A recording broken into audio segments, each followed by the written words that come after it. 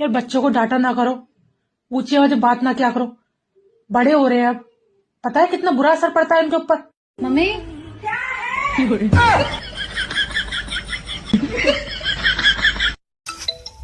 Hello. Hello दामाद जी। हाँ बोलिए। कल आपके साले के लिए लड़की देखने जा रहे हैं। हाँ हो सके तो आप भी चलिए ना। नहीं, आप ही लोग देखाओ, मेरा तो खुद का डिसीजन गलत हुआ पड़ा है। गांव की लड़की से शादी करने से एक समस्या होती है, अगर रोमांटिक होकर अपना सर उसके गोदी में रखो तो जुएं देखने लगती है।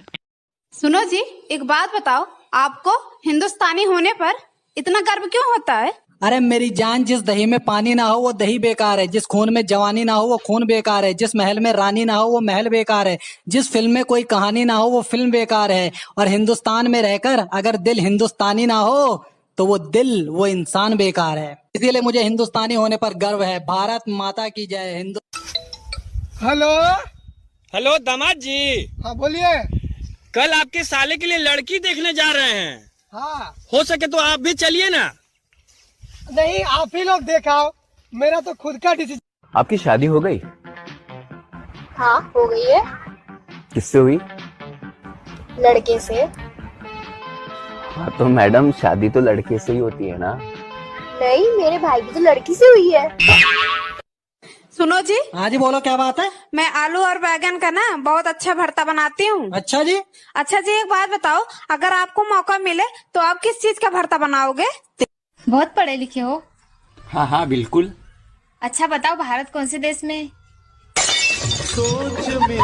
देख लो भाई, हम लड़के ना, हमारे साथ ऐसा ही होता है। इस औरत ने जिंदगी बर्बाद करके रख दी है मेरी। कहाँ जा रहे हो? मरने जा रहा हूँ। झोला लेकर जाना। झोला क्यों? अगर मन बदल जाए मरने का तो आते वक्त सब्जी ले आना। अच्छा, काले वाला झोला का रखा है? अंदर पड़ा होगा, देख। I love you. शकल देखी है? क्यों, क्या दिक्कत है तुम्हारी शकल में?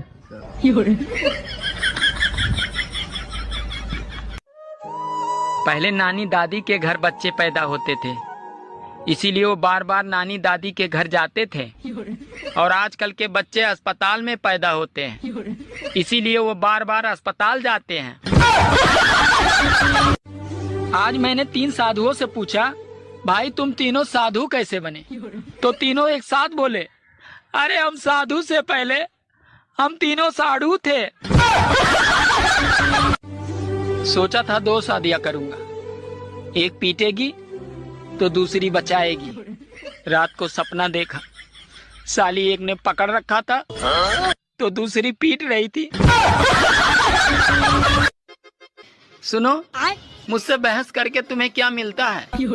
अरे तुमसे बहस करके मुझे वो शांति मिलती है जो काशी हरिद्वार में नहीं मिलती।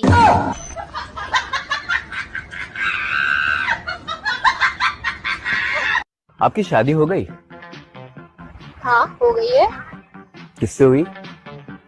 लड़के से। हाँ तो मैडम, शादी तो लड़के से ही होती है ना? नहीं, मेरे भाई की तो लड़की से हुई है। मौसम विभाग अगले कई दिनों तक आंधी और तूफान की चेतावनी दे रहा है। अगर छत पर कोई काम हो तो बीबी को भेजें, क्योंकि तूफान का मुकाबला तूफान ही कर सकता है। अगर गर्मी ऐसे ही पड़ती रही तो मुझे मजबूरन दूसरा ब्याह करना पड़ेगा, ताकि ससुराल से फ्रिज, कूलर और एसी तो मिल सके, क्योंकि पहली शादी में मुझे सिर्फ पलंग ही मिला था। सुनना, एक बात पूछनी थी तुमसे। याद है शादी के बाद विदाई में तुम बहुत रो रही थी, फिर तुम अपनी मम्मी के पास गई। तुम्हारी मम्मी ने ऐसा क्या समझाया कि तुम बिल्कुल चुप हो गई? मेरी मम्मी ने? क्या बोला? मेरी मम्मी ने ना सिर्फ यही बोला था कि बेटी रो मत, अगर भगवान ने चाहा ना तो तुझे ले जाने वाला खुद रोएगा।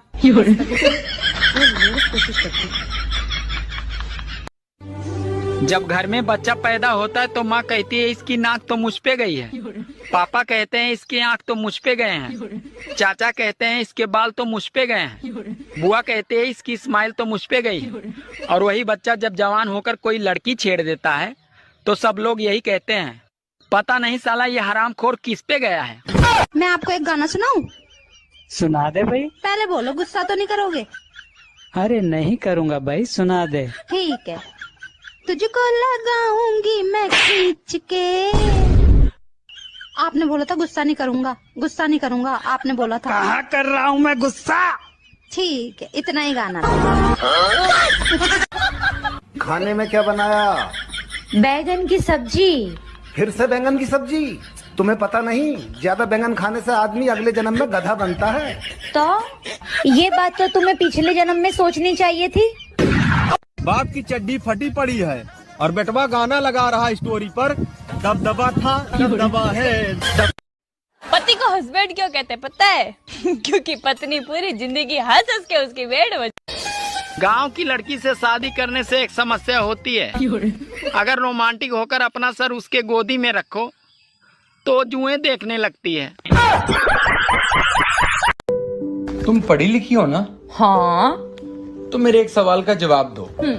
चांद पर पहला कदम किसने रखा था? Neil Armstrong. और दूसरा? क्या हुआ? दूसरा भी उसी ने रखा होगा ना, कोई लंगड़ी टांग थोड़ी खेलने गया होगा।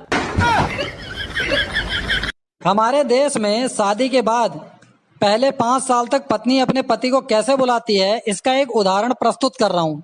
पहला साल जानू, दूसरा साल ओ जी, तीसरा साल सुनते हो, चौथा साल ओ मुन्ने के पापा, और 5वां साल कहाँ मर गए, चाय अभी तक आई नहीं।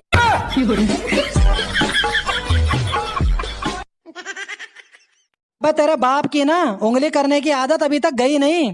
क्यों, अब क्या हो गया? आज फिर से मेरे से पूछ रहे थे मेरी बेटी से शादी करके खुश तो हो? तो आपने क्या बोला?